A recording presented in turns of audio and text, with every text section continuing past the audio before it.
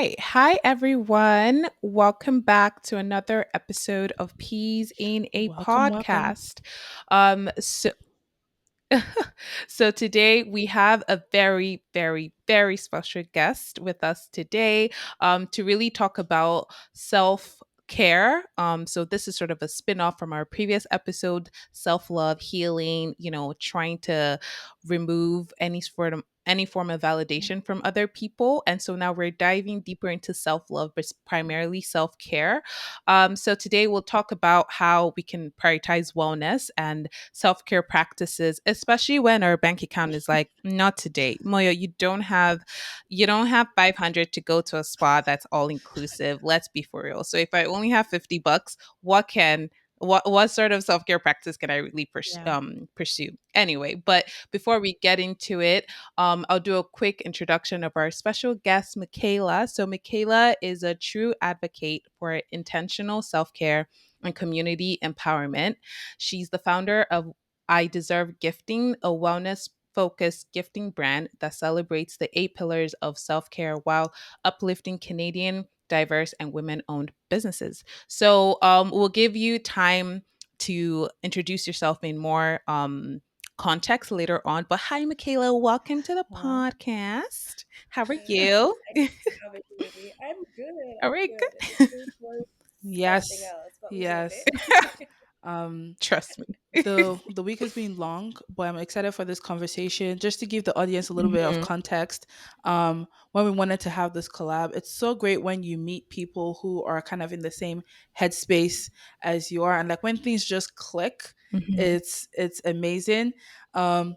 And unbeknown to Michaela, when we're planning this season, we were already planning our episode that just came out last week, which was more on like self love, um, and just self confidence and prioritizing yourself. And so when this collab became an idea, it was just perfectly fitting. We're like, it would come right after the episode. And so I'm just so glad to have you here. Mhm. Before we go into the main conversation, we usually like to do screen time and headlines, a segment where we just talk about what's happening in our day, what's happening on our screens. Are you watching anything? Are you reading anything? Um, what has been taking up your time, Michaela? Let us know. What have I been watching?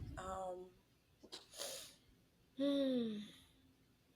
So I Mm, recently started reading a book, which is anybody who knows me knows that the past 2 years I've literally had PTSD from reading. Oh no. I used to be an avid reader. I used to be the one like racing through all the Nancy mm, Drews, racing through all the Hardy Boys. This was back in like primary school, high school, right? I used to love books. Fast forward to me doing my master's thesis. After you read anywhere between 300 and 500 papers to write a paper, I Mhm. was like, yeah, let's Yeah. pack this up. Fast forward to I just had my mm. full solo trip to Portugal. Oh, So nice. I just came back last weekend and I took a book with me. And the book I took was The Obstacle is the Way. Okay. And it essentially talks about seeing Mm, disadvantages or setbacks mm, in a positive light, as opposed to being like so affected that we can't see our way past the things that are happening to us. The whole idea is once you seek out, or once you yeah, basically once you seek out greatness, things are going to happen, and you have to be able to navigate those challenges in a way that is, mm, or it creates an opportunity so you can navigate around it or jump over the hurdle. Don't just give up. Mm. And I just carried the book because I was like, honestly, I'm not going to read it. It would look aesthetic though, so let me Yeah. just read it. um, but on the flight was 7 hours mm. from YYZ to Lisbon Airport, Mhm. and I opened the book and I started reading.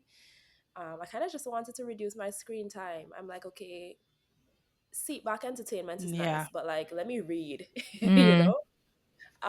And I read that book, so I'm not yet halfway through, but it's been really good. And I feel like usually I'm a series goalie. I've Oh, watched Grey's Anatomy same. twice, you know. Yeah, more than twice, but yeah, for me. But yeah, I'm like, I Mm. might be getting back into books now. That's So good. Maybe that's you what just I've been needed a on break. recently. You just No, that's really good. Mm-hmm. I think I needed a more than that, but started there. We no, definitely that's good. started there. Moyo, how about you? Um, I'm unfortunately not great at Mm. my book reading right now. So I've been trying to read the book for our book club upcoming book. It's called The List by Yomi Adebayo. And I've just been so out of it when it comes to like just removing my screen and focusing on the Mm. book. I just keep getting distracted and it's been really bad with just being consistent because I was really good at the beginning of the year. But unfortunately, it's because of Love Island. I'm not going to lie. I really have to I put didn't the know you blame. watching that to I'm watch. Honestly, I don't I recommend it, know. girl. Like, no. It's just it's a thing of like, okay, I've started now and the finale's tonight, so I just Mhm. need to see it through. But I will not be watching this again. I just can't. But yeah, that's what has been on my headlines, and I'm watching, not just watching the episode, but I'm watching people's review on it on YouTube, and also watching people's like think pieces on TikTok and sometimes Twitter. So it's really, I feel like I made it take over my life and I need to cold turkey. Like tomorrow, once it's done today, nothing Love Island related Mm, yeah. will be in my screen time. So Yeah, hopefully it well, stays I that feel like way. awareness is important, but Yeah. might not be practical to jump from hot to like completely cold. Yep. You can kind of We'll phase it out. see.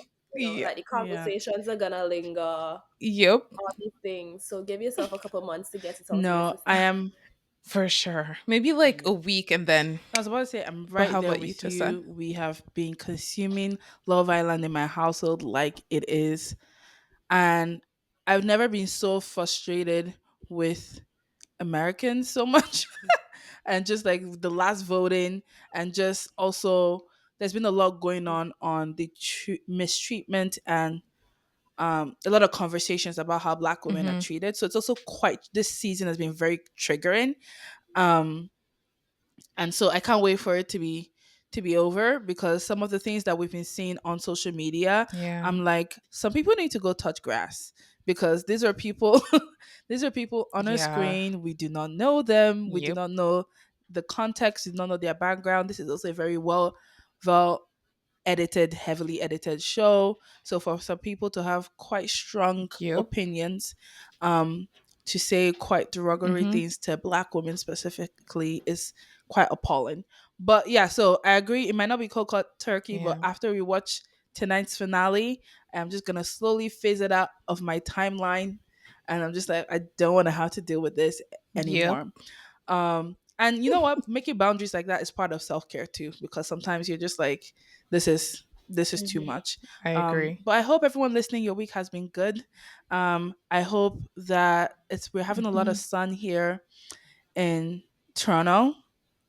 And Very although I'm grateful. having a heat wave, So we cannot grateful. complain. We only get a few months of the sun. So I hope everyone's out enjoying the sun. I hope everyone is doing well.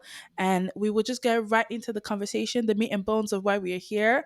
Um, Self care and all things self care. So before we talk about a lot of the things that we wanted to talk about, and just dive into self-care, we like to do introductions for our guests, but we also like the opportunity for our guests to introduce themselves. I always say, every time a guest is on the podcast, you get to know more about a person by just listening to how they describe themselves. So Michaela, you have the floor. Let us know who you are, what you do, and what services you offer.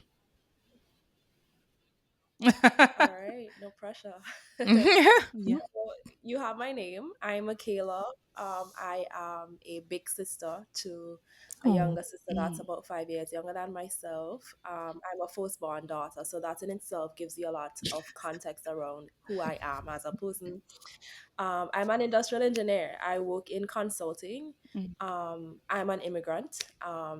If you can't tell by the accent as yet, I'm from St. Vincent and the Grenadines. I moved here a couple years ago to go mm, to University of Waterloo to do a master's in engineering, and that's where I deserve started. Um, I deserve started after moving to a new country and realizing that I practically had no community, I had no friends, I didn't have family. I was so isolated and boned out from navigating my master's program that I cried almost every day. It was very Mm, frustrating for me because I came on a full ride engineering scholarship. So imagine having to explain to your parents that you don't really want to do this, mm, and them also not really Mm, grasping mental health in a way that we have been able to do. So you don't want to come off as privileged mm, but ungrateful, right? mm-hmm. And that in itself brought a lot of frustration because I felt misunderstood. So yeah, I practically cried almost every day because I didn't know what to do. It was just feeling like I was stuck. I had everything on paper, I checked all the boxes, but I felt horribly. It took me almost an entire semester to make one friend, actually, just to put that in Wow. some perspective. And I started in fall. So I had experienced my first winter. I was not I can having imagine. fun. Mm, So one day, my turning point, and I remember this day really clearly, I called my best friend back home and I was crying to her like I was doing. Mhm. Like it was just regular. It was just regular for me at that point. mm, So I called and I was crying and I was telling her, like, I'm not okay. I don't know what to do. I don't want to seem like a failure because I had everything that you would think could enable success, right? But I was so lonely. I had no friends. I was so isolated. And my master's program was hard. And she said to me, like, why don't you look into those gift boxes online? Like, she had seen a couple ads. The Yeah. Facebook ads were working.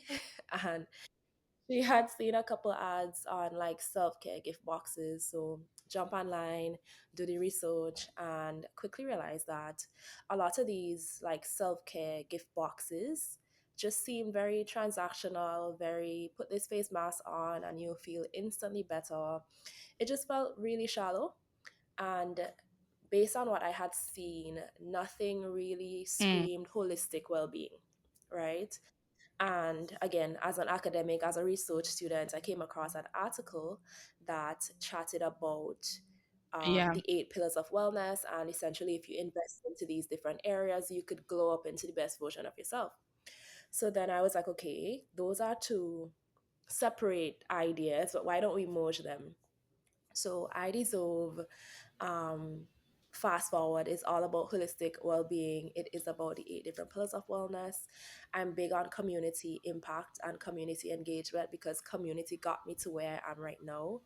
And as a small business advocate as well, all the products in my ID Zone boxes are sourced from small businesses in Canada. So that's what ID Zone is all about. That's what that's I do, perfect. No, and that's who I am. I honestly really, when you were talking about just your immigration struggle, Mm-hmm. I'm there with you, Yeah. girl. Just because we're both, Moy and I, Yeah. both immigrants, Mm-hmm. to both move here for school first.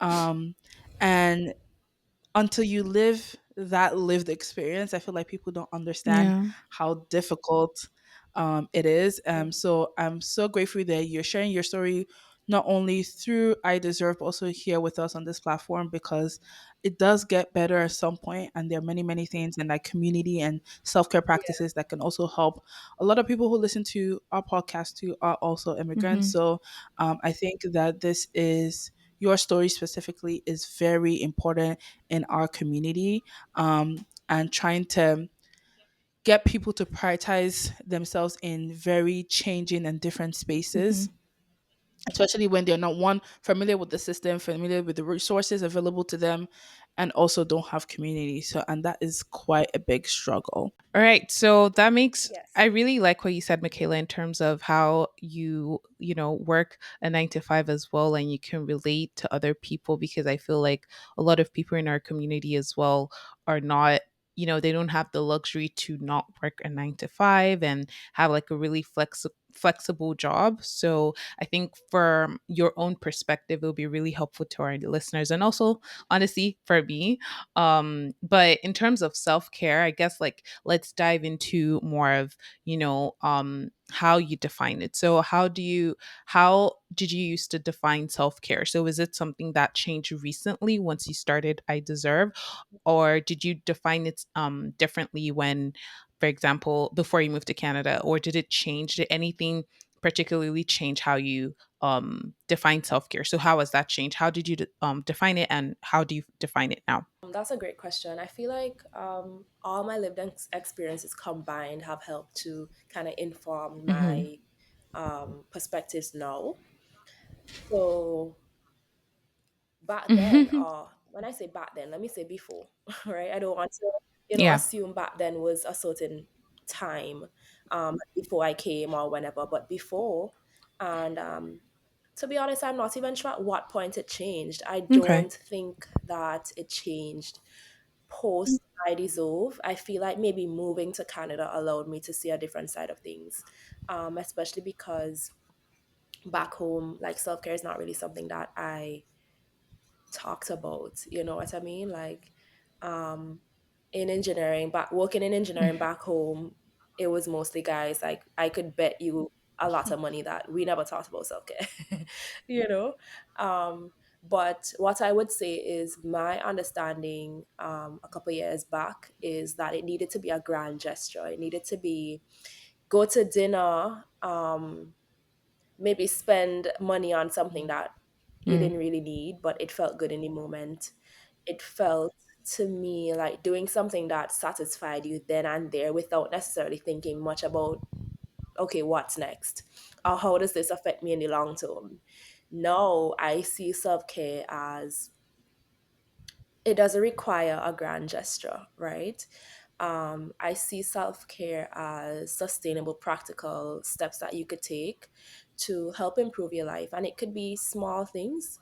I think it also has to do with, well, the way I see it now, it also has to do with Mm. investing in future, which was not something that I considered before. So before, I also was on that whole like instantly gratifying thing, right? But I'm realizing now that self care could be taking a step back and denying yourself something right now because of Mm. the long term payoff That's that you could true. get as well.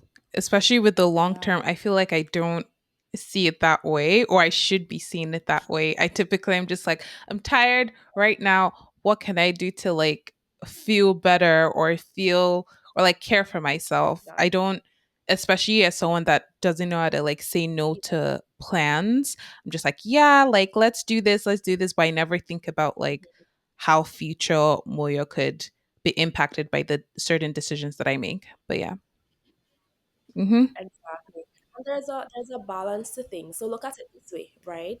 And this is something that happens to me very often. Any of my friends know this, so I'm speaking to myself in this moment. Think about it this way.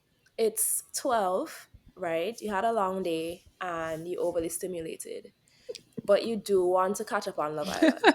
We're gonna use that example, right? Sometimes like an How hour long Yeah. is the plus. Yeah. episode? Right. But you have a meeting at 8 a.m. the next day, right? Or you have to go to work the next day, right? And you have to show up for 8 a.m. Do you stay up and watch the episode? After you watch the episode, you're gonna message your friends, you're gonna have a girl chat that's like 45 minutes long. You have not showered, you have not brushed your teeth. So that Mm-hmm. pushes you at like 2 a.m. late, like earliest, right? That's the earliest you're gonna go to bed. Do you satisfy yourself right then and there? Or do you go to sleep, get a reasonable amount of sleep, knowing that tomorrow you're gonna feel a bit better? And I feel like that's a simple example, but Mm-hmm. it applies to so many different things in life. And that's why you have to find a balance a lot, right? So I'm definitely not gonna tell you like don't watch the episode, but maybe break it up in a couple different pieces, right? Like maybe a half. I don't know how practical this is, but I feel like when it comes to making boundaries, us setting boundaries and following through on them. It's so easy Mhm. for us to set boundaries for other people and be like, yeah, like I'm gonna block this person and I'm not gonna respond to this message. But when it comes to setting boundaries for ourselves, that's when it becomes difficult. Um, so I wanted to know on your idea of like what you thought about this idea of like living a soft life. Is it attainable for most people? Is it a curated fantasy? Like I think it is. What you need, but before we even address all of that, So, different people have yep. different definitions of what soft life actually is, right? So that might be um, having autonomy over your work days. So some people don't like having a structured 9 to 5 where they report to other people. They want to have, full autonomy over their schedules. They want to be their own boss, that type of thing. Um, they want to be able to do the 10-step routine in the Mhm. morning and then start their work day, right? Um, but other people, their soft life is just being able to Mm, have health, have access to family, um, go outside, enjoy the simple things. Like, I feel like different people define soft life differently. But the bottom line that I'm trying to get at is I feel like I'm big mm, on curating the life that you want, to be honest. I feel like and lots of people that I know, I have a good bit of friends who were very intentional about who they wanted to be from a very young age. And because of that, we made very intentional decisions about one, education, which has a big role to play in where you end up in life, but also, the nitty gritties and the mm, specifics. So, where we went to school, which scholarships we applied to, what programs we applied to, which jobs we applied Mhm. to, which companies we were interested in, where we did the internships, which countries we migrated to.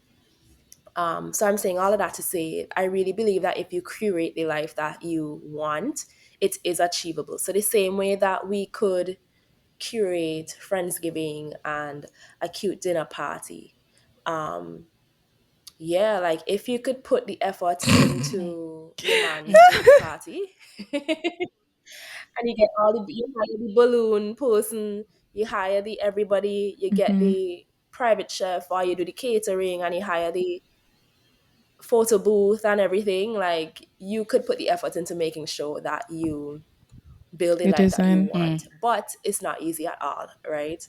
And I feel like that's the difference between the people who kind of just settle for the life that they end up with versus the life that they truly feel like, yeah, like I worked really hard to get here. And we could go into how different people's circumstances and starting points mm, influence all of that. That's a whole different side situation.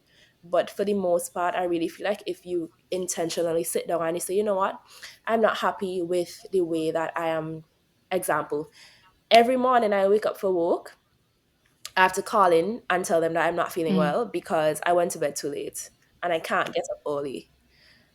You could really be intentional about saying, hey, like that's not okay. Like, let me try to like go to bed mm, earlier. Let me fix my sleep pattern.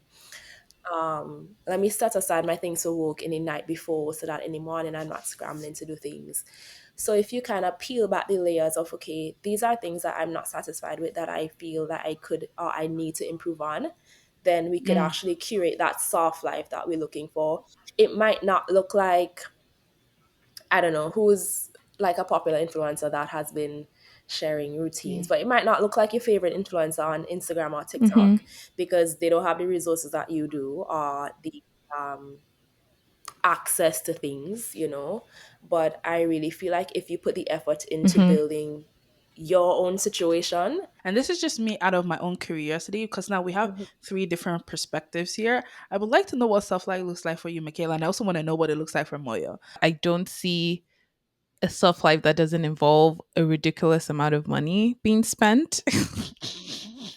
It's just tied to a lot of luxury. But if I strip it back and like think about what I would like for my dream life and like what is soft about it, I think it's just being able to afford time, if that makes sense. Like being able to buy back my time. So for example, if I have to go into the grocery store and I have to either drive to the grocery store or take the bus to the grocery store or something, what can reduce my time. So for from having to like commute to the grocery store and then pick it up, then I think about, okay, it would be really good if I have someone that can just order this for me and they have like my whole schedule and what I want to eat for the week. So having like a chef or like someone who can like plan my meals, that's like giving me back time that I would use towards that. So that's not like a great example, but that's an example when I mean I want to buy back my time. If it's hair, for example, I don't like taking out my braids or having to put them back in. So if I have someone that comes to take it out for me,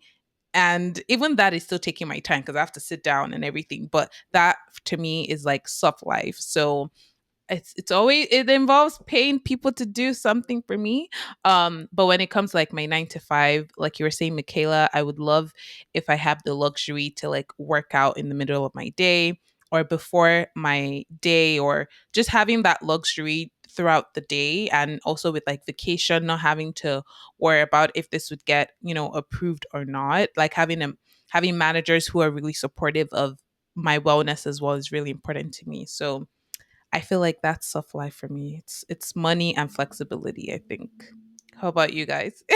For me, um, I think it's also like I think about the same thing, very similar to Moyo, just freedom to be able to do the things I want to do with the time I have. When I think about soft life, I think about Mhm. my 9 to 5 and like just the corporate life. You don't realize how much time it take. Well, it's feeding me, it's putting a roof over my head, and it's where I earn my money, but it takes so much of my time. Mm-hmm. Like I tell people Yeah. now, I've been forced to become a morning person because that is the only time in the day where I get silence for myself and for me alone, and I can prioritize the things that matter to me before I have to engage with people. And then by the time work finishes at 5, you get home from your commute 6, 7. It's time to make dinner. It's time to go back to bed, and you feel like you're Like living there's this no time. cycle, and like there's really no time. And I think soft like to me just looks like freedom to decide what I want to do with my time with not having any financial consequences of that. The way I think about it, and I used to be like that too. I used to think that, it has to be the Mm, fancy things, and it has to be the vacations, and it has to be the jewelry, or the expensive frames. But I have, mm, and I'm not against a vacation. Like I just spent a whole paycheck in Portugal, and I have not reconciled my credit card statements as yet. So yeah, um, the due date, we'll handle that at the due date. But the point is, like, I'm not against a good mm, time for a short time either. But I feel like my perspective on like soft life, I'm bigger on Mm. how I mm, feel in my everyday life than thinking about putting all that energy towards 1 week of a vacation. You know what I mean? So my thing is, let's do both. So on a day to day, I realize that I Mm. was slash am tired all the time, right? I'm tired all the time. I feel like crap when I wake up because I open my eyes, I go straight to social media, I go to the WhatsApp family group chats, I go to the WhatsApp other group chats, Zero. which by the way, most of them no value whatsoever. It's just a blank pocket, right? Um, so yeah, by the time you go through the links and the good morning and God said this and the family and the Yeah. prayers and all of that stuff, y'all know Broadcast what I'm talking messages about, up on right? Um, 100%. And you just spend, and I Mm-hmm. have astigmatism, like I need my glasses. This is not to be cute. By the time you stare at the phone without your glasses 15 minutes, your eyes start to burn. And then Mm-hmm. you realize we're 15 minutes behind schedule. I just lost 15 minutes getting ready to go to work. I'm gonna be 15 minutes late. Oh. Terms of, so outside of doing that, hygiene, that part, I don't miss breakfast. Um, I have been doing this thing that I don't like, which is if I Mm. am in a rush, mm, then I would pack the breakfast to go to work and have it. It's not an issue, but um it's like I'm waiting to have the breakfast because mm, the time, like the transit time, mm, I'm like, okay, I'm hungry. So I could feel my levels dropping, So I get into the office and I'm a bit like low energy. I need to eat. So I don't really like that. But if push comes to shove, I'll do that. When I get back, it kind of just depends. Mhm. Obviously, like if you're running a business outside of your 9 to 5 and you also are trying to Mhm. navigate your well-being, because that's what I'm doing. I'm not saying that, I check all the boxes. We're talking about sleep. I don't always get 7 hours of sleep because I'm navigating, Mm. being a founder and a CEO, right? Now I'm actually expanding the team and trying to, Yeah. delegate tasks and outsource stuff. And that the idea is that it's going to help me to kind of take some of my time back. But in order to do that, I also need to establish Mm. systems that might not really exist, so that it could be conducive to onboarding people and side story. But all of that to say that my routine looks Yeah. different just based on all of these different things. So I thought this was a cool idea when I did it. Mhm. I registered to go to the gym Mm. in the building that I work in. So that forces me to get something out of my gym membership. I think it makes Mm. sense to go at least twice a week. So I've decided to go into the office twice a Mm. week so that I could go to the gym. So I go to the gym after work. So those 2 days, I go into the office, I go to the gym, I come back home. I obviously like Yeah. hygiene, shower, whatever, get dinner, Mm. and then I jump into I deserve work, right? And days like that, I get back home a bit later Mhm. because the gym session is at least an hour. By the time you get home, yeah. On days that I work from home, admittedly, I have Mm. not been doing any exercise on days that I work from home. Um, I might start to include that, but for Mm. right now, I literally don't know anything. Last week, I went to the office, but I Mm. didn't go to the gym. So I walked home and it was like a half an hour walk. And I was Yeah. like, okay, I could live with that, Mhm. right? But my days look a bit different depending on if I work from home or if I go into the office. Sometimes I work overtime. So my routine, I don't have a set routine. I just get to a point where, okay, this is how today is going. What do I need to do Yeah. considering what's going on right now? Um, in all of that, I don't miss my tea at night. I need to get tea at night. I sometimes spend a little longer in Mm. the shower depending on how stressed I am. And that temperature is going, like, we're going to be steaming in there to the point where your braids start to Mhm. scratch a little bit. Yeah. So generally, that's how I operate. I can't say like I have this, Mm. I do not have a 10K skin routine. I think in order for things to be um, easily integrated and to be Mm. sustainable, they need to be simple enough for us to want to do them.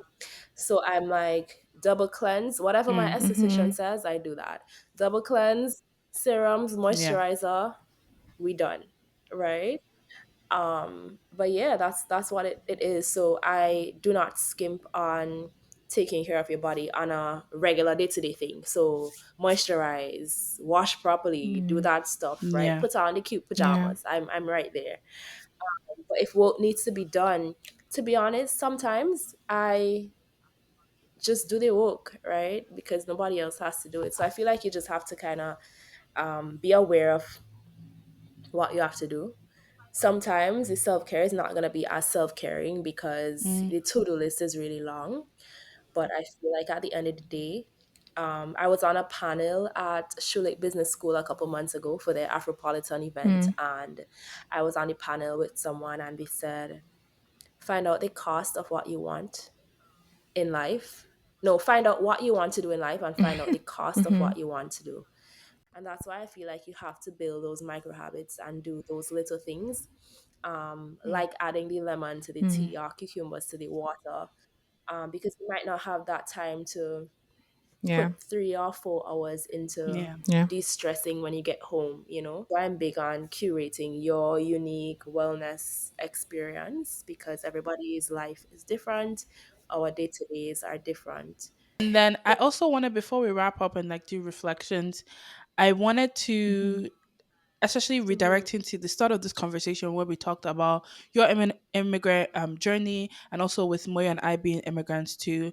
A lot of, and we said like we have a lot of Mm-hmm. immigrant audience too.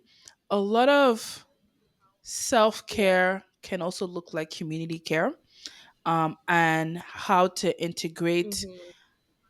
community into your life rather than just Yeah. consumption of self-care products and stuff like that. So we really wanted to talk about how community plays a role in your like wellness journey, and how have you prioritized shared softness in community. But nothing really beats where somebody welcomes you into their community Mm, in a non-paid situation. So it's not like you're buying a ticket to yeah. attend a networking event, in which I feel like Mm, sometimes you are forced to be Yeah. performative. When you are invited into a community, I feel like that does wonders, yeah. especially from an immigrant's perspective. And that has completely changed my experience being in a new country. Um, so much so now that it's so natural for me to like seek out opportunities to include people because I kind of Yeah. just understand how it feels to Yeah. be a loner, right? So fast forward now, what I'm trying to do with IDs Over, what we're building Yeah. is a community of people who understand that wellness is important. All of us have, unique perspectives. Yeah. We've addressed a lot of that today, but just a space where you feel Mm, welcomed, you feel yeah. okay, like you feel okay, you could be yourself. You understand that we're all kind of just working towards the same thing, to be okay, Yeah. to feel good in our bodies, to build. We talk about sustainable, practical well-being or wellness Yeah. lifestyles, right? And just build an environment that we could just nurture each other, learn from each other, Mm, buy some Yeah. wellness boxes, and normalize this conversation that wellness doesn't yeah. have to be like a grand thing. Like Yeah. we love a grand gesture, right? But how could we really, incorporate these things in our lives? So community has Mm-hmm. been huge. I know I'm kind of No, ventured off perfectly on the put. topic and the question, but unless you've like been through this struggle, and again it's huge for immigrants because a lot of the times, like me, my Yeah. family is not here, my family is back home. The effort that I need to put into seeing my people physically Mm, requires yeah. money and time, and a lot of it, and a 6 hour Mm. flight, right? So when you find that Yeah. community and the people who could really hold you down and kind of just become family, it's a lot, Yeah. and I could go on for hours, but I'm saying all of that to say Same. that Mm, I value community, because I was at a point where I had literally nobody, and yeah. community changed So well everything. put. Like I don't even have anything to add. I really like echo everything you said. I've lived through very similar experiences. So um Yeah. I'm glad that we can kind of direct that conversation into community again, because I do think it's quite an important part of self-care. Instagram is ideserve.co. So our page Mm-hmm. Mm-hmm. looks like this. So it's ideserve.co. That's on Instagram. We are on TikTok with the same name, ideserve.co. We are recently on LinkedIn. You can find us on Instagram at PeasInAPodcast.tm, on TikTok at PeasInA.podcast, and on Twitter or X at PeasInAPod_TM. And if you keep following us and our once our community starts growing, we will be able to have one particular name across all birds. So please, oh, Mm, everybody should follow us and make sure you're subscribing, you're following on Spotify. You leave a review. You can leave a review on Apple Podcasts, and you can leave a review on Spotify. You can also leave comments. And the biggest platform that we've now entered, that space of YouTube. So make sure you're following us on mm, YouTube and you're subscribing rather on YouTube. Make sure you like, you comment, you share it. It really helps us and it lets us know that we're doing a great job. So yeah, we've come to the end of the episode.